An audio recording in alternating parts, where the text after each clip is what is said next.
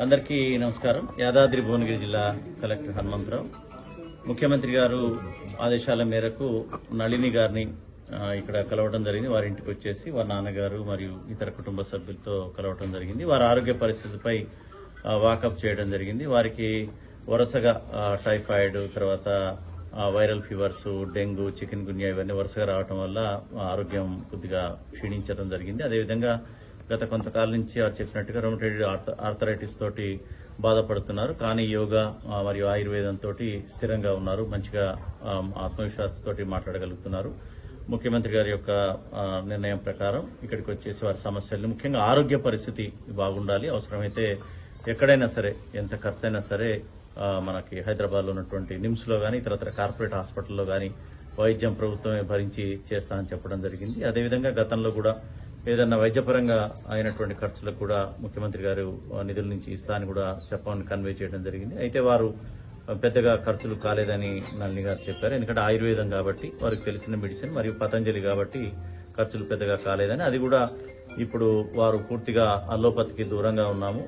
తర్వాత వారు ఏదైతే నమ్ముతున్నారో, ఏదైతే వారికి మంచిగా పనిచేస్తుందో ఆ ఆయుర్వేదాన్నే వాడుతా అని చెప్పడం జరిగింది. సో వారి యొక్క ఆయుర్వేదం సంబంధించినటువంటి ట్రీట్మెంట్ కి వారు వెళ్లాలనుకుంటున్నారు. తక్కువ ఖర్చు కాబట్టి పెద్దగా సాయం అవసరం లేదని వారు చెప్పడం జరిగింది. తర్వాత వారు ప్రముఖంగా పేర్కొన్నది వారి యొక్క సర్వీస్ నిబంధనలు, వారు ఏదైతే సస్పెన్షన్ అన్నారో దానికి సంబంధించినటువంటి సబ్సిస్టెన్స్ అలవెన్స్ అనేది, దాని గురించి వారు అడగడం జరిగింది. ఇది డెఫినెట్ గా ప్రభుత్వం దృష్టికి తీసుకుపోతా అని చెప్పి వారికి చెప్పడం జరిగింది. వారు చాలా విషయాలు కూడా షేర్ చేసుకున్నారు, ఉన్నటువంటి పరిస్థితులు, తర్వాత వారి యొక్క వ్యక్తిగత జీవితం ఇవన్నీ. వారి తండ్రి గారు కూడా యోగా మాస్టర్. వారి కూడా కుటుంబం అంతా కూడా యోగాని మరియు ఆయుర్వేదాన్ని నమ్ముకున్నటువంటి కుటుంబం భువనగిరిలో.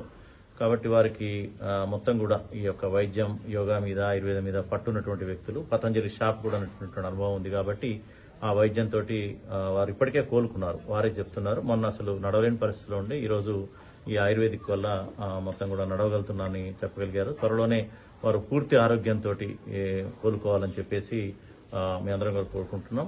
ముఖ్యమంత్రి గారు కానీ ప్రభుత్వం కానీ వారికి ఏ విధమైనటువంటి సహాయం అందించాలని కోరుకున్నా కానీ దాన్ని చేస్తామని కూడా చెప్పడం జరిగింది. అదే విషయాన్ని వారికి చెప్పడం జరిగింది. వారు కూడా సరైన సమయంలో చెప్తా అని చెప్పడం, ముఖ్యంగా వారి సర్వీస్ నిబంధనల గురించి పదే రిక్వెస్ట్ చేయడం జరిగింది. ఇది ప్రభుత్వం దృష్టికి, ముఖ్యమంత్రి గారి దృష్టికి తీసుకుపోవడం జరుగుతుంది. Thank you.